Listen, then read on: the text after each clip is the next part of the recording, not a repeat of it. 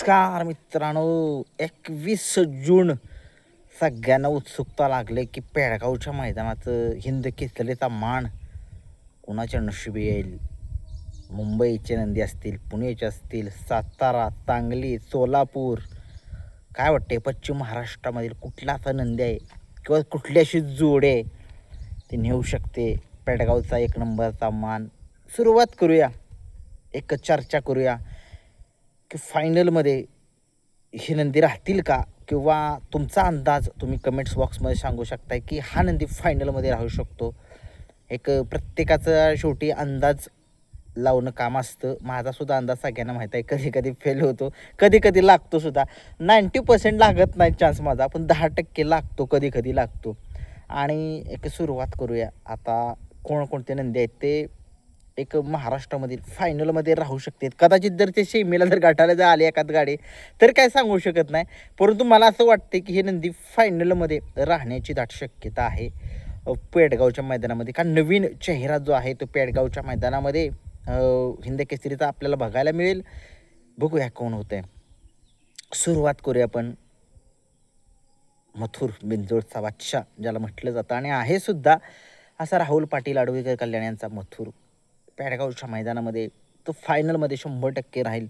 त्याचा पळ सगळ्या महाराष्ट्राला माहीत आहे कशा पद्धतीचा पळ आहे. ज्याच्या वेळेस राहुलदादांचं नाव एक समोर म्हणजे प्रतिष्ठापना लागते नावाच्या, त्यावेळेस तो एक चांगली कामगिरी करतो आणि दाखवून देतो की तो काय कशा पद्धतीचा त्याचा पळ आहे. आणि या बैलगाडा शर्यतीतनं पब्लिकचं ओरिजिनल बादशाह जर म्हणलं तर तोच आहे बरं का मित्रांनो. आता त्याचं वय उतारतं होत चाललं आहे, त्याच्यामुळे आपण सुद्धा समजून घेऊया, परंतु खरा ओरिजिनलचा बादशाह तर तो मथुरच आहे मित्रांनो.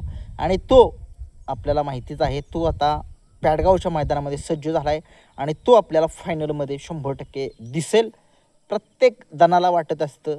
आणि मथुर सोबत कोण दिसायला पाहिजे ते सुद्धा मला कमेंट्स बॉक्समध्ये सांगा, की जेणेकरून मथुर बिंजोडचा बादशाह फायनलमध्ये त्या जोडीत जर पाळला तर 100% त्या ठिकाणी राहू शकतो फायनलमध्ये.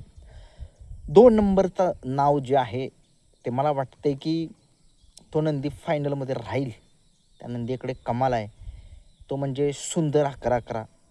समाजसेवक संतोष तोडकर ठाणे विटावा, गौतम भैया काकडे निंबूत यांचा जो आहे तो नंदी सुंदर 11-11. आता सध्या महाराष्ट्रामध्ये तो सगळ्यांना माहिती आहे कशा पद्धतीचा त्याच्याकडे पळ आहे. आणि दोन्ही खांदी पळतो, पब्लिकनं डाव्यानं उजवीनं कुठूनही राहील, म्हणजे चारही खांदी फिट आहे हा सुंदर आपल्या सगळ्या महाराष्ट्राचा लाडका. तो आपल्याला मला असं वाटते बरं का मित्रांनो, तो एक फायनलमध्ये राहील. त्याचा पायरा टॉपचा झाला तर 100% राहणार तो.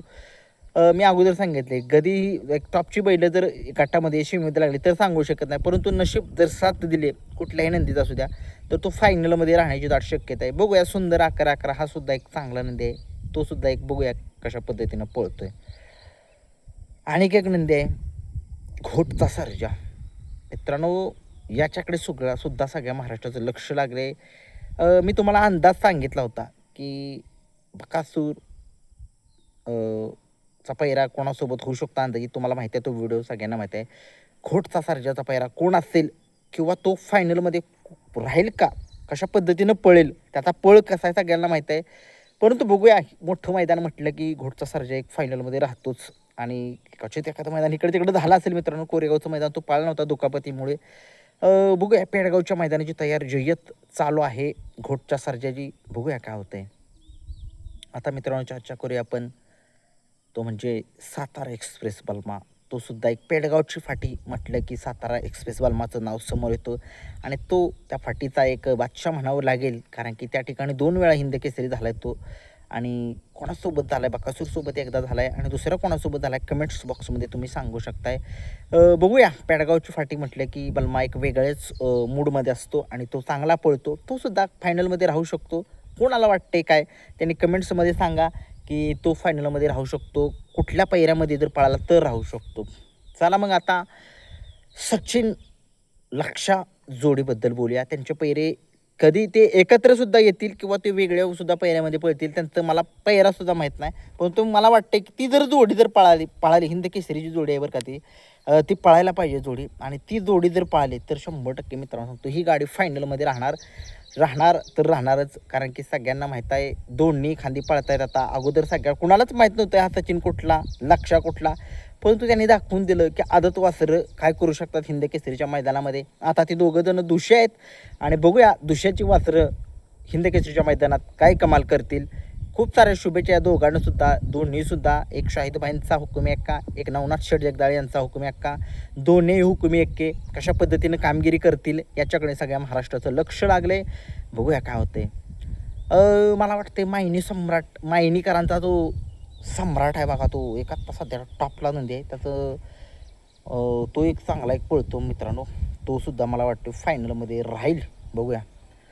सुनील मोरे सरकार यांचा पेडगावचा तो रेहमान, मी काल त्याचा पळ बघितला मित्रांनो, काय पळतोय तो नंदी. आणि तो सुद्धा एक चांगला जर पायरा मिळाला त्याला तर 100% तो सुद्धा फायनलमध्ये राहील मित्रांनो. बघूया काय होते. शेवटी खेळ आहे, खेळामध्ये चालतं सगळं, हार जीत होत राहते. हिंद केसरीचा मैदान एका टॉपच्याच पायऱ्यामध्ये पळेल तो सुद्धा. विनायक शेठ लेंगरे यांचा जो घोडा ज्याला डायमंड म्हणतात तो सुद्धा मित्रांनो फायनलमध्ये मला वाटते राहील. सगळे म्हणतील की बाकीचे सगळे एवढी नावं घेतील, एवढी राहतील का नाही ते. मित्रांनो राहतील किंवा नाही राहतील हा प्रश्न वेगळा आहे. फक्त मला वाटतंय की हे नंदी राहतील, ह्यांचा पळ जसा आहे. बघूया. एक नवीन चेहरेसुद्धा असतील तर तुम्ही कमेंट्स बॉक्समध्ये सांगू शकताय. तुम्ही बघितलं डायमंड उर्फ घोडा हा सुद्धा त्या ठिकाणी पळेल, मला वाटते चांगल्या पद्धतीनं राहील फायनलमध्ये. आत्ता सध्या महाराष्ट्रामध्ये चर्चा चालू आहे निमगावच्या सावकारची. तो एक टॉपचाच नंदी म्हणावं लागेल. बघूया हिंद केसरीच्या मैदानामध्ये माळशिरसचा 1 नंबरचा मानकरी येतो मित्रांनो, तो सुद्धा एका टॉपच्याच नियोजनमध्ये पळेल, तो सुद्धा फायनलमध्ये दिसेल आपल्याला. एक 20 नंदी जे आहेत ते आपल्याला फायनलमध्ये दिसणार आहेत. त्यातले मी थोडेसे तुम्हाला मी सांगतो. 20 नंदी म्हणजे 10 सेमी पाळणार मित्रांनो त्या ठिकाणी. 10 बक्षीस आहेत म्हटल्यानंतर 10 सेमी पाळणार म्हणजे 10 फायनलच्या गाड्या पाळणार, म्हणजे 10 आणि 10 20 बैल आपल्याला फायनलमध्ये दिसणार त्या ठिकाणी.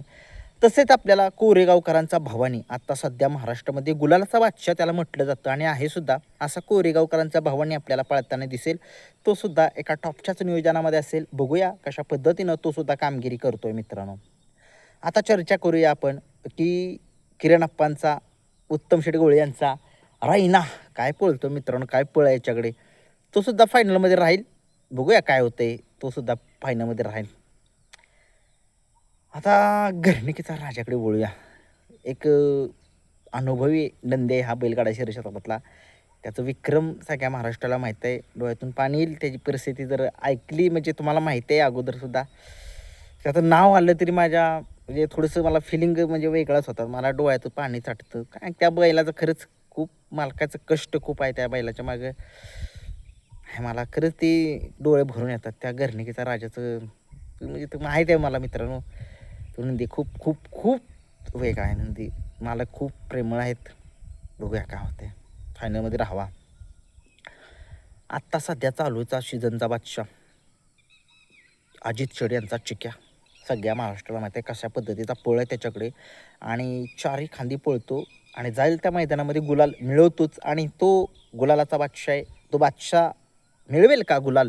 एका टॉपच्याच पायऱ्यामध्ये तो सुद्धा येईल. अजित शेठ त्याचं चांगलंच नियोजन करतील. बघूया. चिक्यासुद्धा फायनलमध्ये राहील मित्रांनो. सर्जा वेगाचा शेवट सर्जा, हे खूप सारे फॅन्स त्याचेसुद्धा आहेत. खूप लोक प्रेम करतात त्याच्यावरती. तो सुद्धा राहील फायनलमध्ये. एखादं गोष्टीचं दुःख वाटतं मित्रांनो, सिकंदर 81-81 मोठा नंदी आहे. एक रायफल 81-81च्या माघारी तो एक जागा चालवेल त्याची असं वाटते. परंतु काय त्याचं नशीब साथ देत नाही आहे.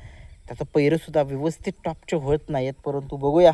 तो सुद्धा एक खूप एकजण कमेंट करतात मला की दादा सिकंदर 81-81 आज पळा आहे का, कुठल्या गटात. त्यांच्यासाठी हा खरंच एक त्यांच्यासाठीच सिकंदर 81-81 आपला फायनलमध्ये राहावा. बघूया काय होते.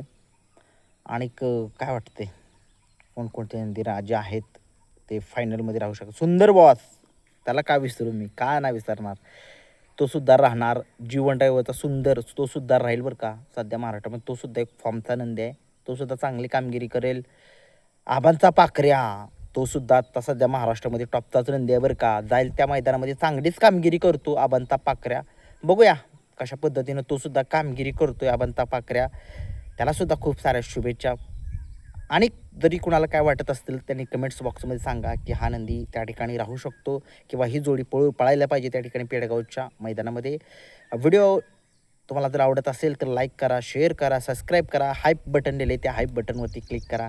आणि आता भेटूया उद्याच्या मैदानामध्ये, निनाम पाळीच्या मैदानामध्ये कोणकोणते बैल मैदानामध्ये दाखल. धन्यवाद.